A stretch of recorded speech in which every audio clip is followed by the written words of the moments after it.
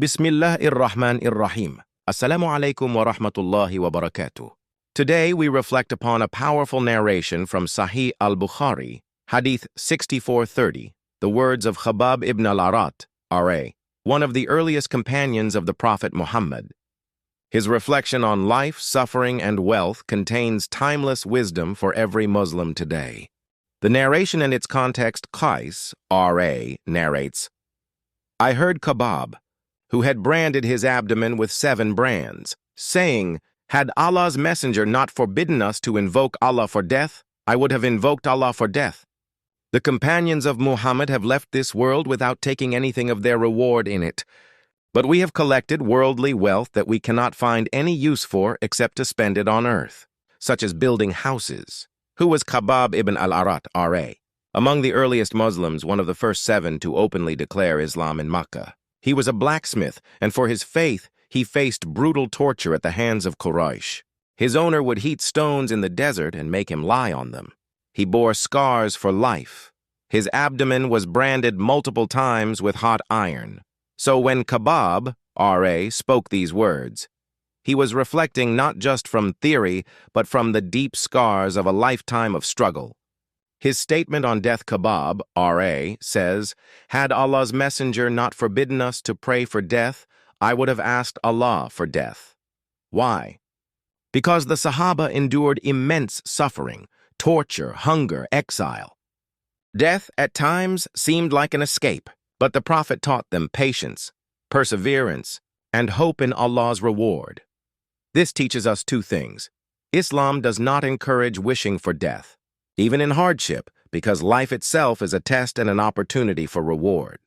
True believers don't run away from trials, they endure with sabr, trusting Allah's wisdom.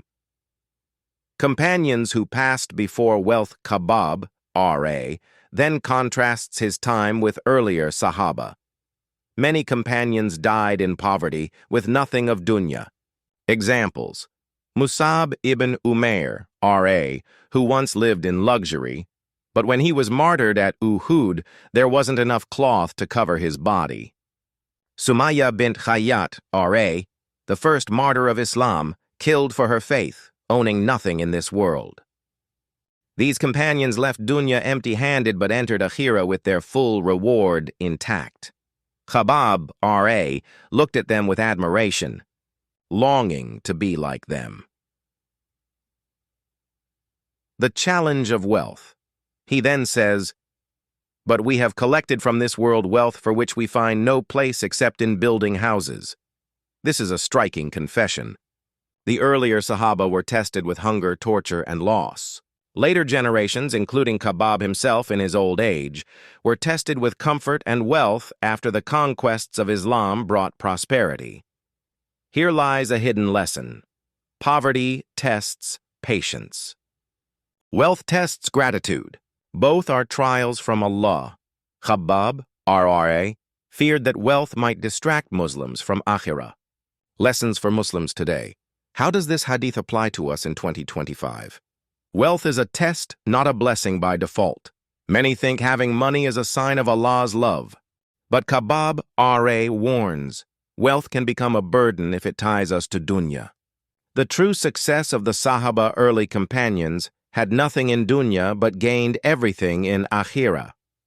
Today we have houses, cars, technology, but do we have taqwa? Avoiding attachment to materialism. Building houses, chasing careers, upgrading lifestyles, all this is Dunya. If not linked to Akhirah, it becomes empty, patience in trials. When suffering, remember, even the Sahabah bore pain without wishing for death. They endured with faith, and so must we. Brothers and sisters, this narration of Khabbab ibn al-Aratt, H-R-I-K, reminds us, don't wish for death, but use life to earn Allah's reward. Don't be deceived by Dunya, for true success lies in Akhirah.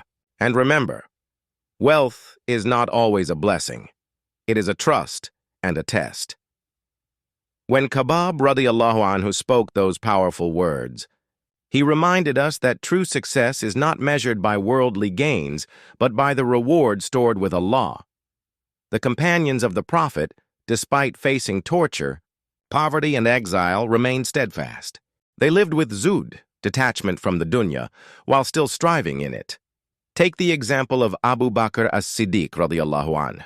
He was a wealthy merchant, yet when the time came, he gave all his wealth in the path of Allah. Umar ibn al-Khattab radiyallahu anh gave half of his wealth, and Uthman ibn Affan radiyallahu anh financed entire armies. These men owned wealth, but wealth never owned their hearts. The danger of wealth. Khabbab's concern was not just about wealth itself, but the fitna, trial, that comes with it. Wealth can make us heedless, distract us from prayer, or create arrogance. Rasulullah once said, "By Allah, it is not poverty I fear for you, but I fear that the world will be opened for you as it was opened for those before you, and you will compete for it as they competed for it, and it will destroy you as it destroyed them." Sahih Muslim. This hadith aligns perfectly with Khabbab's reflection. The early Sahabah left this world without tasting much of its luxuries, while later Muslims faced the trial of wealth and power. For us Muslims today, this hadith gives life-changing lessons. Detach the heart from dunya. Earn, spend, and build, but remember all of it ends in the soil. Balance between halal wealth and akhirah. Islam never prohibited wealth, but it condemned greed and extravagance. Always prepare for death. The Sahabah saw death as a meeting with Allah, not as an escape, but as a reality for which they stayed ready. Be grateful, not heedless. If Allah gives you wealth, use it in sadaqah, in helping the poor, and in spreading knowledge. That is how dunya turns into akhirah. The words of Khabbab radiyallahu anh echo across centuries. The companions of Muhammad have left this world without taking anything of their reward in it. They gave their sweat, blood, and tears purely for Allah, and they await their reward in Jannah. But we, with so many comforts, must ask ourselves, are we storing our reward for the hereafter, or are we consuming it all in this fleeting dunya? May Allah grant us the patience of the poor, the gratitude of the wealthy, and the balance of the companions of Rasulullah. Wa assalamu alaikum wa rahmatullahi wa barakatuh.